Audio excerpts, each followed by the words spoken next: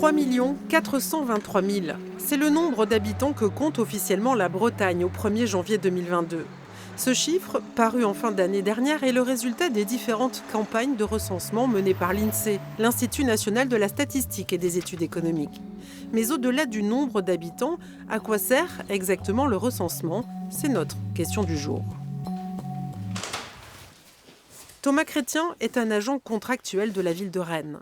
Sa mission cette année, recenser les habitants de 266 logements en leur faisant répondre à toute une série de questions.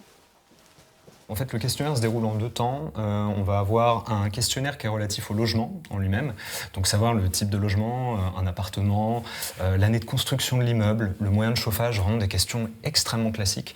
La taille en mètres carrés, c'est vraiment très classique. Et ensuite, on va renseigner toutes les personnes qui vivent dans le logement. Bonjour. Bonjour monsieur, je m'appelle Thomas Chrétien, je suis agent de la ville de Rennes pour le recensement. Je ne sais pas si vous aviez vu le courrier dans votre boîte aux lettres, vous Oui, si, bien sûr, ouais. Le recensement est un exercice obligatoire et même puni d'une contravention pour qui ne s'y soumet pas. Alors la pédagogie est de mise et souvent bien appréciée. De chauffage. Ça nous rassure et puis ça nous... justement, on peut poser des questions. C'est vrai que si on reçoit juste un document dans la boîte aux lettres ou autre, on se dit, c'est un papier de plus comme un autre. Là, c'est vrai qu'avoir quelqu'un qui nous explique, c'est toujours plus intéressant. Et puis ça nous permet de aussi nous former aussi un petit peu plus à toutes ces choses qui sont obligatoires dans la vie d'un citoyen. Cette année, 530 000 Bretons ont répondu au questionnaire. Leurs données confidentielles sont ensuite anonymisées, contrôlées et traitées par l'INSEE. Elles permettent d'en savoir plus sur les habitants, leur âge, la répartition géographique ou encore les modes de vie. Chaque question qui est posée dans le recensement a son utilité. Donc ça peut être soit pour comprendre la structure des familles, par exemple, sur les liens familiaux. On a sorti une étude récemment sur la part de familles monoparentales, familles dites traditionnelles en Bretagne, etc.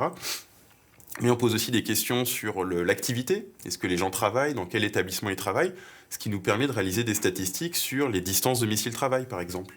Donc ça est très utile pour voir comment les choses s'organisent sur le territoire. À partir des données récoltées, les agents de l'INSEE effectuent également des prospectives pour dessiner les tendances des décennies à venir. Celles-ci montrent que la population bretonne va continuer de croître à la faveur de l'arrivée de nouveaux Bretons. Parmi eux, de nombreux retraités, mais aussi une population en âge de travailler qui s'installe majoritairement en Ille-et-Vilaine. À Fougères, les prévisions de l'INSEE sont confortées par des études menées localement. Toutes confirment l'installation de jeunes actifs, un mouvement qui devrait se poursuivre. Aujourd'hui, on a un bassin important industriel et notre territoire aura besoin, dans une perspective d'à peu près 10 ans, de renouveler plusieurs emplois sur ce territoire. Et donc ça, c'est très important, l'action qui est faite par la ville de Fougères et d'autres communes à l'échelle du Pays de Fougères, c'est d'anticiper ces besoins. Le projet de réhabilitation du quartier de l'Annexe en est une illustration. Ici, à proximité immédiate de commerces, d'équipements de loisirs et de la gare routière sont en train d'être construits 170 logements sociaux et privés, ainsi qu'une crèche et une école. Toutes ces données nous ont permis d'évaluer un moment en centre-ville quel style de logement nous avons besoin, quels équipements nous avons besoin, est-ce que ça correspond bien à la demande de la population? On voit bien qu'ils sont aujourd'hui tous occupés, que toute la demande de logement correspond bien parce qu'on a analysé avant à ce que l'on entend construire, parce que tout est acheté, vendu, loué très très rapidement. Logement, réseau de transport, infrastructures de loisirs ou de services, tous les grands projets d'aménagement des territoires nécessitent des années d'anticipation. Les données du recensement constituent donc un outil de pilotage indispensable pour préparer l'avenir.